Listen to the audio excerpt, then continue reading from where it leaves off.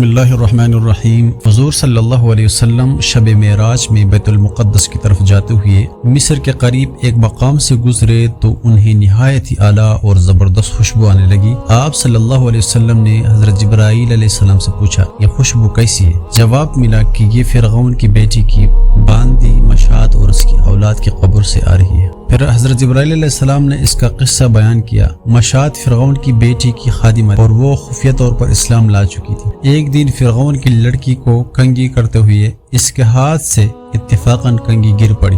وہ اٹھانے لگی تو اس کی زبان سے بے ساختہ بسم اللہ نکل گیا۔ اس پر شہزادی نے کہا کہ تو نے آج عجیب کلمہ بولا، اور اب تم میرے باپ فرعون ہی ہیں، تو پھر تم نے یہ کس کا نام لے لیا؟ اس نے جواب دیا، فرعون رب نہیں بلکہ رب وہ اللہ ہے جو مجھے اور تجھے اور جو خود فرعون کو روزی دیتا ہے۔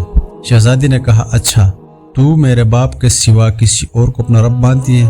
اس نے جواب دیا، ہاں میرا اور تیرا اور تیرے باپ سب کا رب اللہ تعالی ہی ہے۔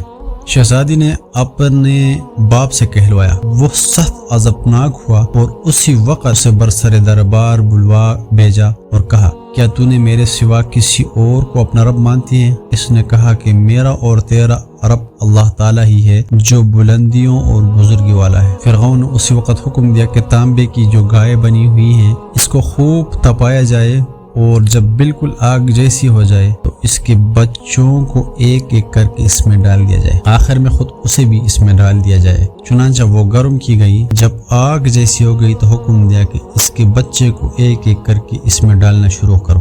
اس نے کہا، بادشاہ ایک درخواست میری منظور کرو، وہ یہ کہ میری اور میری بچوں کی ہڈیوں کو ایک ہی جگہ ڈال دینا۔ اس نے کہا، اچھا تیرے کچھ حقوق ہمارے ذمہ ہیں اس لیے یہ منظور ہے۔ اس کی دونوں بچیاں اس کی آنکھوں کے سامنے اس میں ڈال دی گئی اور وہ فوراً جل کر راکھ ہو گئے۔